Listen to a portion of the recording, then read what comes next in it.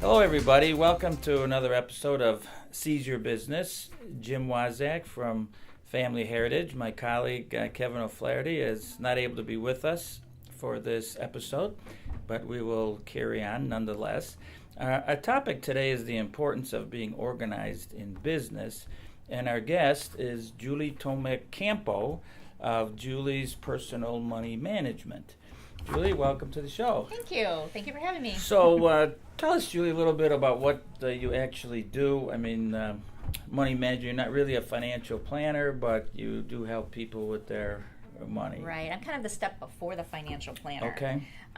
What I do is I gather all the personal financial information, checking accounts and investments and loans, and I put it all together in my program, and then I categorize it and basically create a budget for people or a schedule to pay down their loans. It's very helpful for people to see everything they have in one location rather than 1,000 different places. So I do that for them, or I will do that for them and teach them how to do it on their own, or I will just continue doing it for them on a monthly, bi-monthly basis. Okay. And your background, do you have some accounting or anything? I have a lot of accounting. Okay, I have accounting and education. I have public accounting experience, and then I have accounting experience in regular companies, advertising companies. Then I also have a master's in education, so I was in the public school setting for many years teaching this type of work. So once you get them organized, then you could teach them how to if stay they choose, organized. yes, Yeah. if they choose that. Yeah. Some people don't want to. They'll say, I don't want So I don't want have it. you I just want you to do it because I know it will stay on a organized. daily basis. Well, that's great. And I think there's a lot of entrepreneurs who are not really very well organized. And when they're not, they don't really know what's going on in their business. There was a fellow, I'm a car enthusiast, among other things, and there was a fellow I used to know who had a Corvette dealership, and he mainly sold classic Corvettes on consignment. And he told me one time he wanted to sell the business. So I said, well, I'll take a look since I like cars. And he had no financial statements. Ooh. He had really nothing. But he gave me just bits and pieces of information that he sells so many cars, and these are some of his expenses. And so I went through and just kind of did my own version of what a financial statement might look like. And I couldn't see how he was making any money. Ooh. And what I think had happened, he said he got a home equity loan to fund the business. And I think what he was doing was he was just kind of drawing down that loan and taking money out, and he wasn't really making money on the cars. He was just using the business as a conduit.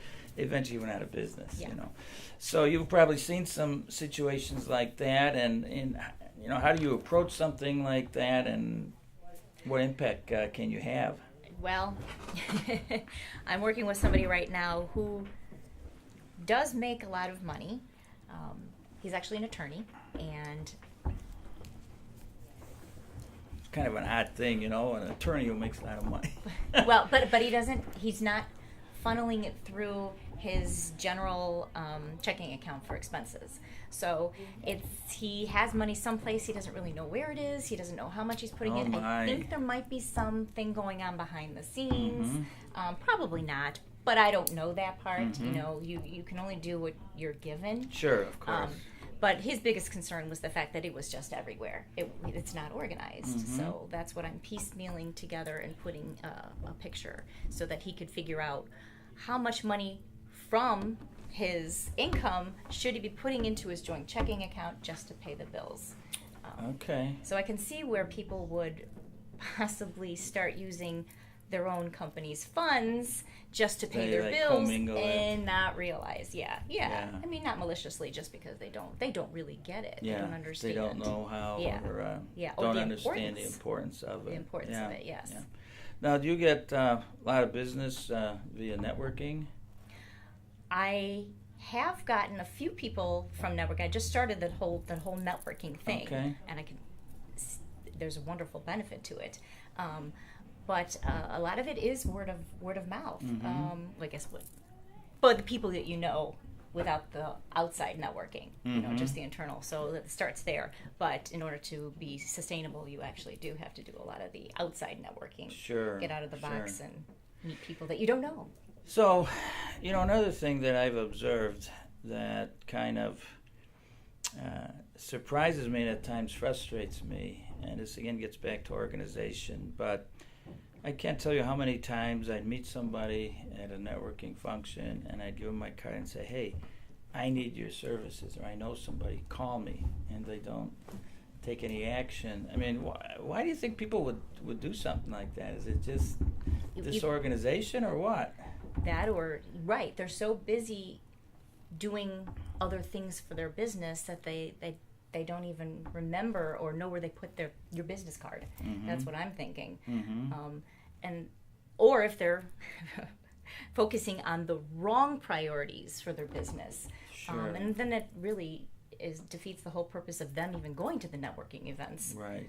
In order to gain business, because they're not gaining the business, they're spending their time in different parts of the business that aren't necessarily bringing in money for them. And that's kind of where I come in, because I'm like, hey, let's focus on you and your business. Leave the finances alone, especially if you don't know what you're doing. Right. Leave it to, trust somebody to do it for you, and then you can focus on whatever you need to focus on. Yeah. So let's say somebody is either just about to start a small business, maybe even a sole proprietorship, or maybe they've just started. What would be some guidelines, suggestions, tips you might offer to try to stay organized from day one? Keep everything. Okay. Keep receipts. Start right away in some type of accounting program, whether it's really basic. They have free online stuff that you can use. I mean, personally, there's Mint, there's Personal Capital, there's other things that you could do free, or just a very basic version of QuickBooks or Quicken. But do not leave it till the last month or the last 3 months. Don't let it pile up. Stay on top of it right away. All the financial aspects. Just keep things organized. Sure. From the start. Okay. It's hard to go back. I've done that too. I've gone back and cleared people up from years worth of doing nothing. Yeah. Boxes on the floor. Sure. Sure. Now, with something you mentioned, Quicken and QuickBooks, which I'm a little bit familiar with, are they... to what degree can a non-accounting person take those and run with them, or do they need some degree of, I know the manufacturers would say, anybody can pick this up, but what's sort of your experience? Quicken is more of an individual basis, or maybe a one-person business. That is very self-explanatory. Okay. That's very, very easy. But again, it's something that you have to be willing to do. You have to have the paperwork in front of you to actually put it in, or be able to download everything and just know how to do that. QuickBooks is a little bit more difficult. You have to understand more of the accounting behind it. It's not just bookkeeping. There's, the debits and credits, and you have to understand how that all works. So you would need some type of basic accounting understanding to use QuickBooks. Okay. And that's basically for businesses, not individuals. And how are there techniques you would recommend people use to sort of keep their personal funds from their business funds? And you see people mixing that up all the time? Not all the time. No, Okay. no, not all the time. But when you have your own business, I did talk to this other person who I'm not actually working with, but he's thinking about it right now. He's starting up his business, and he's like, I have no idea. He's like, money comes in, I use it. He's like, I do have a different checking account for the business, but he's still using it for, that's what I said, that's a first step. That's an excellent first step. Yeah. Make sure you have a separate checking account. He's like, but then I'm using it to pay off my own bills. And then when it comes time for, tax purposes, that's also very difficult for the tax accountant. Yeah, right. Okay. So, do you help people get organized for doing their taxes? I do, yeah. Okay. Actually, I used to do taxes, so. Oh, okay. My first job out of college was working for Arthur Anderson in the tax department, and 90 hours a week, and we would get sometimes these what we call shoebox returns. They would give us a box with papers, everything's in it. Yeah. And so we have to totally organize and put it in all the right categories. Okay. So yeah, I just did my sister's taxes the other day, but one of my clients I prepared. I didn't actually do her taxes because she's got an accountant she's used for years who doesn't charge her. But I put all of her all of her documents in order and filled out the questionnaire for her. So yes, I do. I do that for people. And then, do you get to the point of giving like a small business owner any kind of financial statement, or is that more than what you do? Not a financial statement. I will provide reports for them, but not necessarily a financial statement. Okay. It's a financial report, but it's nothing official. Yeah, I stop before we get to the investment area. I see. Okay. I like to do the pre-stuff, to help you budget, to help you find money, to help you find your savings. Okay. So if somebody's starting up a business, as you know, because you started up a business, you know, one of the key things is getting business. So, you know, marketing.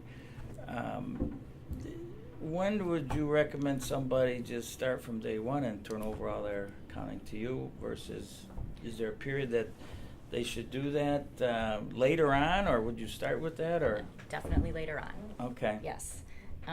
You first of all, you can't be putting somebody like me in your budget when you don't have any money coming in yet, and you have to understand how it's going to work. I mean, a lot of starting up business is not bam bam. I mean, you have obviously your framework. But it doesn't necessarily always work out that way. Okay. So you have to let it run for a couple months. Okay. So is there any other sort of typical mistake that people maybe make that you would encourage them to not make? On a personal level, a lot of people don't look at their mail.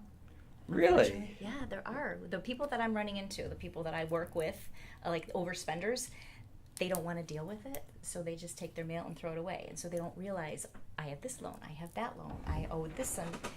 And you get into a lot of trouble that way. They just don't want to face it. They don't want to deal with it. So it's like denial. It's denial, and it's not important. So my guess would be that when you get somebody organized, probably 3/4 of the time they're surprised at how bad they are, and 1/4 how good they are. Is that a kind of consistent? Yeah. Well, it takes them a while to actually realize that they need the help. Okay. So that's like the first step. Right. It's going wrong, you know. Yeah. I need help, and it kind of like almost like for the overspenders, it's like AA. You need to go through those steps to get to that. Okay, I am ready. And then just be willing to accept what comes along and what's really out there. So I'll ask you this question. This is kind of a philosophical question, but do you think that as a society, we've just made it way too easy for people to get access to credit and way too easy for them to get in trouble? Absolutely. Yeah. I mean, there's payday loans out there. Have you heard of payday loans? Yes, of course. Yeah. 700% interest? Yeah. They don't know that. They're just, I can get an extra $3,000. Bam. Oh, I'm maxed out here, and they go to another one. All over the place, and it's just a few keystrokes on the computer. It's way, way, way easy to do. That's why you need to stay organized and on top of what you have. Sure. Before you go to that extreme. Okay. Well, super. Well, so, Julie, if somebody thought maybe they needed some help or they just wanted to talk to you, what's the best way to get in touch with you? Do I give out my email address? Yeah, whatever you want. Email, phone, website, whatever. I do have a website. It's juliemoneymanager.com, and then my email is juliemoneymanager@gmail.com. Okay, super. Well, thank you, Julie. Thank you very much. Pleasure having you on the phone. And thank you, audience. As always, if you need to talk to me, Jim Wozniak, 630-272-3895.